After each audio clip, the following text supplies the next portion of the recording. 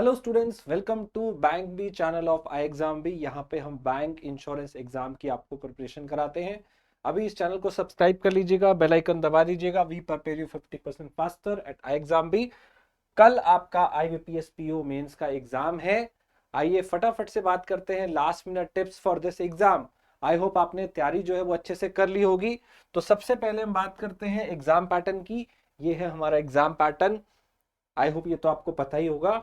सो reasoning में 45 question है, DA DI के अंदर 35 क्वेश्चन है, इंग्लिश के अंदर 35 क्वेश्चन है, जीए के अंदर 40 क्वेश्चन है, 155 क्वेश्चन है। रीजनिंग का और मैथ्स का वेटेज जो है वो 60-60 का है, जबकि इंग्लिश और जीए का वेटेज आपका 40-40 का है। ठीक है। बाकी आपको टाइम भी यहाँ पे अलग अलग मिलेगा, 180 मिनट का टाइम मिलेगा और सेक्शन वाइज सबका टाइम रहेगा। आप किसी दूसरे सेक्शन में डायरेक्टली नहीं जा सकते। मॉक टेस्ट में भी आपने ये चीज देखी होगी। प्लस आपका डिस्क्रिप्टिव पेपर है, एस्से लेटर। 2 क्वेश्चन आपके पास आएंगे 25 नंबर का, आधा घंटा इसको मिलेगा। 3.5 घंटे का ये पूरा पेपर है। आइए फटाफट से बात करते हैं। सबसे पहले डिस्क्रिप्टिव की बात कर लेते हैं। तो डिस्क्रिप्टिव में आपको एक एस्से भी लिखना होगा, एक लेटर भी लिखना होगा। तो मैं आपके लिए कुछ इंपॉर्टेंट टॉपिक लेके आया हूं। आज आप बहुत ज्यादा नहीं पढ़ पाएंगे, मैथ्स रीजनिंग इंग्लिश में रिवीजन बहुत ज्यादा नहीं होगा, कर लिया होगा जो आपने करना है।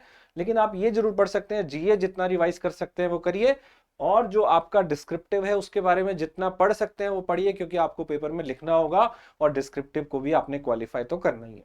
तो देखिए, बैंकिंग फाइनेंस में है आपके पास importance of investor education, retirement planning. ये बैंकिंग और फाइनेंस के टॉपिक्स आपको बता रहा हूं।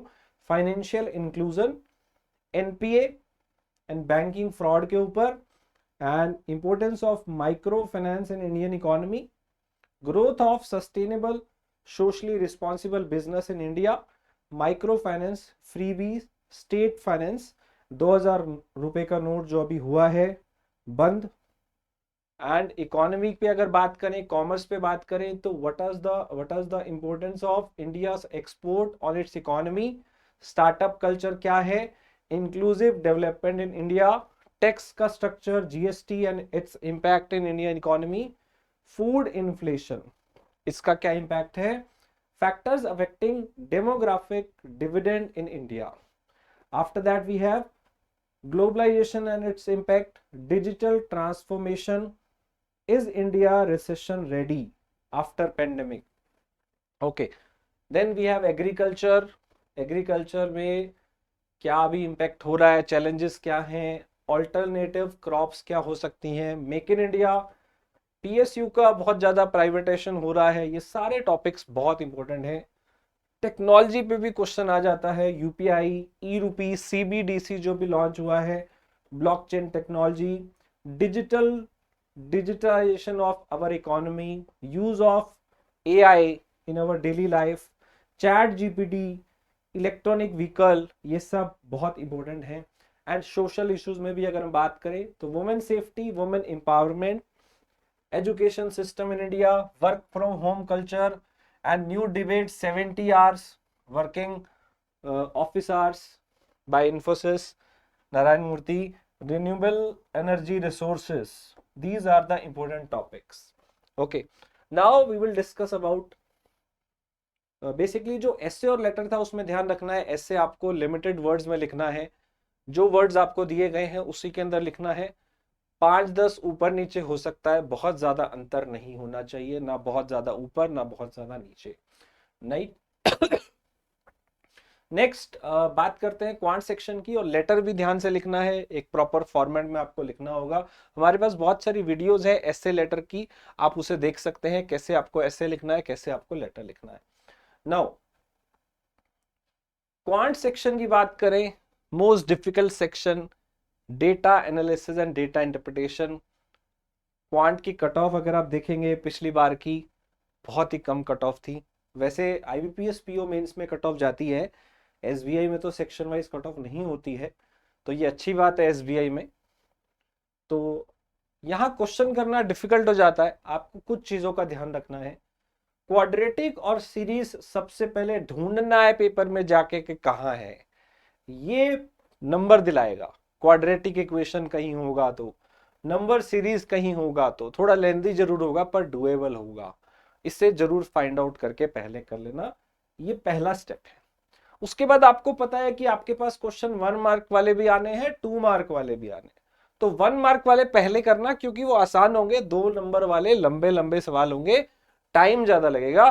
कुछ क्वेश्चन तो पहले कर लिए जाएं, तो पहले क्वाड्रेटिक सीरीज कर लो, उसके बाद 1 मार्क वाले में पहले ट्राई करना है, और उसमें जो फिलर्स वाले होंगे वो जल्दी हो जाएंगे, वो ट्राई करो। डेटा सफिशिएंसी के क्वेश्चन जरूर ट्राई करना, कंपैरेटिवली वो सबसे आसान चीज होती है। अब 2 मार्क का जो डीआई होगा उसमें भी 2-3 डीआई होंगे, तो वो भी आपने ट्राई करने हैं, राइट, 2 डीआई तो होंगे। क्वांटिटी कंपैरिजन और केसलेट डीआई जो है ये बिल्कुल एंड में ट्राई करना है। क्वांटिटी कंपैरिजन में 2 क्वांटिटी निकाल के या 3 क्वांटिटी निकाल के उनको कंपेयर करने वाला सबसे लंबा सवाल होता है, क्योंकि सारे निकालने हैं फिर कंपेयर करना है। केसलेट डीआई भी सबसे लंबी चीज होती है, तो ये भी आपको एंड में करना है, बाकी सारी चीज पहले करनी है। अरिथमेटिक जो 1 लाइन वाले होंगे, मतलब 1 मार्क वाले होंगे, वो जरूर ट्राई करने हैं, और अपना बेस्ट चैप्टर पहले देखना उसमें से कौन सा है, वो वाले टॉपिक पहले चूज करने हैं जिसमें आपने ज्यादा एनर्जी लगा रखी है, राइट। तो ये था मैथ्स के बारे में, कोशिश करिएगा मैथ्स अच्छा करने की।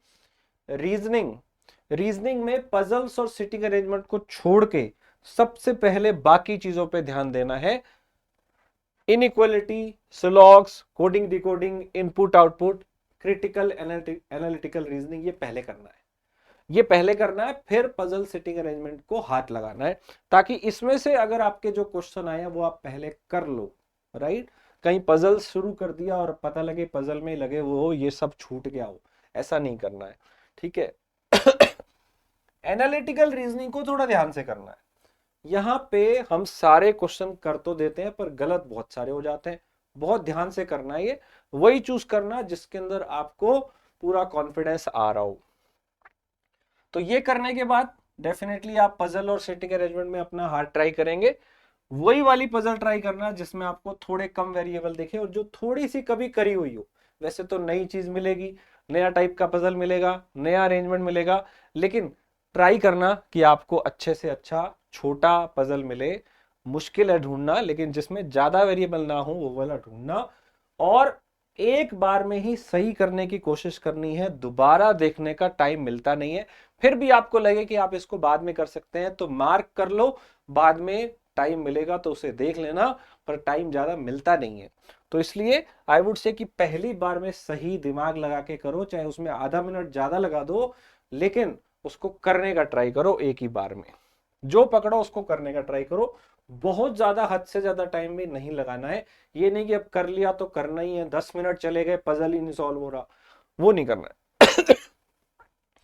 डेटा सफिशिएंसी ट्राई करना है पहले करने का, पजल सेटिंग अरेंजमेंट लास्ट में, पहले डेटा सफिशिएंसी करना है, क्योंकि इसके क्वेश्चन में आपको आंसर नहीं निकालना होता है, तो थोड़ा सा जल्दी हो सकता है। तो ऐसे आपको रीजनिंग अटेम्प्ट करना है। इंग्लिश में भी RC is very lengthy part, RC को छोड़ के बाकी सब पहले करो। सेंटेंस रीअरेंजमेंट, पैराजम्बल्स अगर आए हैं, फिलर्स आए हैं, कुछ भी ऐसी चीज आई है, मैच द कॉलम है, कुछ भी आपको ऐसा चीज मिलता है जो आरसी के अलावा है, वो सारे पहले करने हैं, फिर आरसी को हाथ लगाना है, क्योंकि आरसी बहुत लंबे होंगे और उसमें टाइम भी लगेगा, राइट। सो इंग्लिश के लिए सिर्फ इतना ही है कि आप बाकी चीज पहले करिए फिर आरसी में करिए। इंग्लिश के सारे क्वेश्चन को आपने देखना जरूर है, कई बार हमें क्वेश्चन देखते देखते पूरा एक बार एनालाइज कर लेना है, कई बार लास्ट में आसान क्वेश्चन पड़े होते हैं, तो ये आपको ध्यान रखना है। जीए अगेन आपको पूरा पेपर एनालाइज करना है, पहला 1-2 मिनट पूरा जीए देख लो, उसमें से बढ़िया बढ़िया क्वेश्चन छांट लो, जो आपने देखे हुए सुने हुए वो पहले आप लिख लो, वो पहले अटेम्प्ट कर लेने हैं। पहला काम है कि डायरेक्ट जो क्वेश्चन आपको आते हैं वो कर लो। उसके बाद जिनमें थोड़ा बहुत डाउट है उसको मार्क करके रख लो, उसको सेकंड स्टेप में करना है कि ये वाले क्वेश्चन अगले स्टेप में करेंगे। कोई भी गेस वर्क यहाँ पे आपको नहीं करना है। जीए में बहुत तुक्के मारने का मन करेगा, वो आपको नहीं करना है, इस बात का ध्यान रखिएगा। जीए की वजह से आपके नंबर बढ़ भी सकते हैं और उतनी ही तेजी से नीचे भी आ सकते हैं, क्योंकि बस लगे होते हैं टकाटक लगाने, ये लग रहा था, ये लग रहा था, ये लग रहा था, ऐसा नहीं करना है। जो वाकई में आपको लग रहा है कि इसमें कुछ डाइसी है, वहां तो चलो गैस लगा लो, पर जो बिल्कुल नहीं आता वहां पे बिल्कुल गैस वर्क नहीं करना है। कहीं दो ऑप्शन में से एक लग रहा हो तो फिर भी ट्राई करो, पर आई वुड से नो, ज्यादा वही ट्राई करो जो आपको 100% आते हैं। नेगेटिव मार्किंग का बहुत पंगा है, कट ऑफ बहुत ही कम जाती है, इसलिए जो करो सही करो, बहुत ज्यादा गलत के चक्करों में नहीं पड़ना है। जीए रिवाइज कर लेना जितना आप कर सकते हो। डिस्क्रिप्टिव इंग्लिश के मैं आपके लिए एक स्पेशल आपको पीडीएफ दे रहा हूं।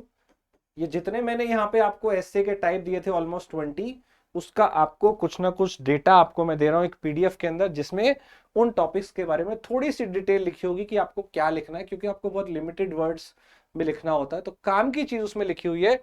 इस पीडीएफ को डाउनलोड करके सबसे पहले ये 20 जो मैंने आपको लगभग एस्से बताए थे शुरू में, वो उनके बारे में लिखना क्या है, थोड़ा सा आइडिया वहां से मिल जाएगा। वैसे तो आप अपनी लैंग्वेज में लिखोगे। जीए का हमारा एक स्पेशल सेशन हुआ था जिसमें बहुत सारे इंपॉर्टेंट करंट अफेयर क्वेश्चन कराए गए थे, उनको देख लेना। एंड बीपीडिया हमारा जो है उसको रिवाइज कर लो। जितने आपके मंथली क्वेश्चन हैं क्विज के आपने हमारे कोर्स में करे होंगे, वो सारे आप वहां से प्रैक्टिस करके फटाफट अटेम्प्ट कर लो। Right, so all the very best. अपनी चीजों को रिवाइज करो, एंड सबसे जरूरी है कि आज रात को आपको अच्छे से नींद लेनी है, बहुत अच्छे से नींद लेनी है। अगर नींद खराब हुई पेपर खराब होगा ही होगा अगला, तो अपनी नींद बढ़िया लेनी है। दूसरा, उठते ही सुबह आपने अच्छे से तैयार होके थोड़ी सी पहले अपनी एक्सरसाइज कर लेना, ब्रीदिंग एक्सरसाइज 5-10 मिनट भी कर लोगे, थोड़ा बेटर फील होगा, माइंड फ्रेश होगा। ब्रीदिंग एक्सरसाइज करने से माइंड फ्रेश होगा तो पेपर अच्छा जाएगा। नेक्स्ट, ब्रेकफास्ट अच्छे से करना, जो भी है आपका लंच, जिस भी शिफ्ट में आपका पेपर है उससे पहले खाना वाना अच्छे से खा के जाना, क्योंकि बहुत लंबा पेपर आपने देना है। ठीक है तो अगर खाली पेट जाओगे तो पेपर अच्छा नहीं होगा। अच्छे से खाना, पेपर जब एंट्री करोगे उससे पहले भी कुछ खा के जाना, साथ में रखना, क्योंकि लंबा पेपर है, तो इसलिए दिमाग वहां पे नहीं जाना चाहिए, दिमाग पेपर में ही रहना चाहिए। राइट, और जो अपने डॉक्यूमेंट हैं वो अच्छे से देख लेना भाई। वहीं जाके कहीं फोटोकॉपी करा रहे हो, वहीं जाके अपना ओरिजिनल आईडी कार्ड भूल गए हो, जो आपका जो एडमिट कार्ड है वो आप देख लो, फोटो जो लगानी है वो देख लो। तो ये सारी चीजें पहले से तैयार करो, और एग्जाम सेंटर पे सबसे जरूरी है टाइम से पहुंचना, रिपोर्टिंग टाइम पे एग्जैक्ट पहुंच जाना, उससे पहले ही पहुंच जाना तो बढ़िया है, क्योंकि लेट हो गए तो माइंड अलग लेवल पे चला जाता है। पेपर खराब होने के बहुत एक्सक्यूज होते हैं, सही करने के लिए आपको सारी चीजें टाइम पे करनी पड़ेंगी। तो अपना माइंड फ्रेश रखना है, नींद अच्छी लेनी है, स्ट्रेस नहीं लेना है। आज जो रिवाइज करना है कर लो, रात को बहुत ज्यादा नहीं पढ़ना है, टाइम से सो जाना है। So all the very best for IBPS PO mains. I hope आप अच्छा करेंगे। हमारी बहुत सारी वीडियोस हमने CAT level, mains level video बनाई थी, आपने वो देखी होंगी, आपको जरूर फायदा होगा उससे, आई विश।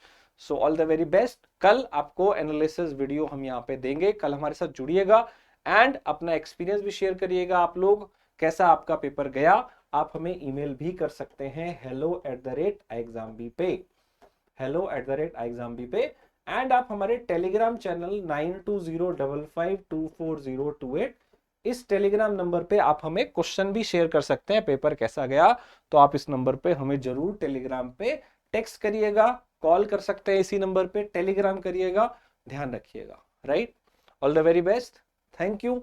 अच्छे से पेपर देना है, मेहनत आपने करी थी प्री के लिए, अब फाइनली मेंस के लिए मेहनत करी है, और कल पेपर है। So all the very best from team iexambee. I wish you all the very best. Thank you.